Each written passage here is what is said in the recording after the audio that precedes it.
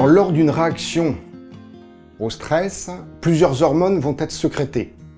En particulier les catécholamines avec l'adrénaline et la noradrénaline, les glucocorticoïdes avec le cortisol, les minéralocorticoïdes avec l'aldostérone et les endorphines, notamment lors d'un stress physique. Les deux hormones les plus importantes sont l'adrénaline et le cortisol pour le stress chronique.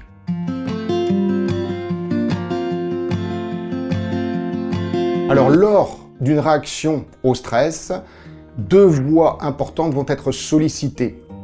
La première, c'est l'axe sympathomédulaire qui va aboutir à la sécrétion d'adrénaline. Le sympathique, un nerf du système nerveux autonome, va aller stimuler la glande surrénale, qui est une glande qui coiffe le sommet des reins, pour sécréter l'adrénaline. Le deuxième axe, c'est, dans l'ordre chronologique, celui qui agit en deuxième. Il va permettre la sécrétion du cortisol.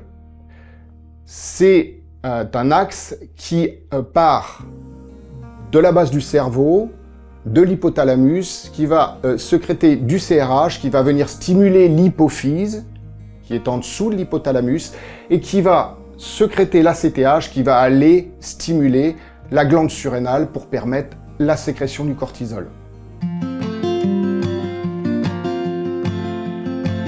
Alors, le cortisol, c'est une hormone, c'est l'hormone du stress, le marqueur du stress chronique.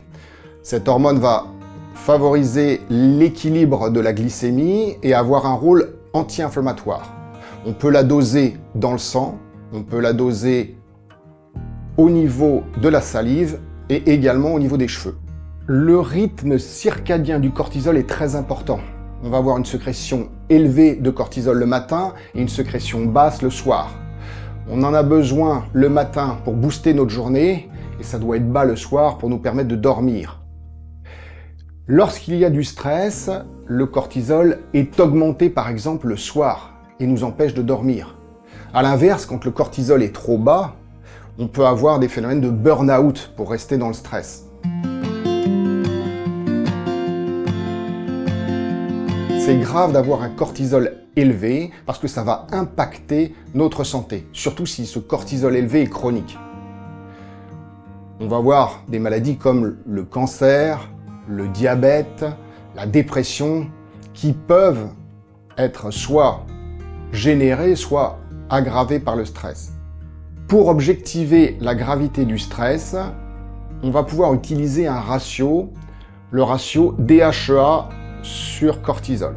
Quand il est bas, il signe un stress grave qui va impacter notre santé. La DHEA est une hormone qui va venir atténuer les effets de la réaction du stress. C'est pour ça que quand elle est basse, eh bien le stress est plus grave.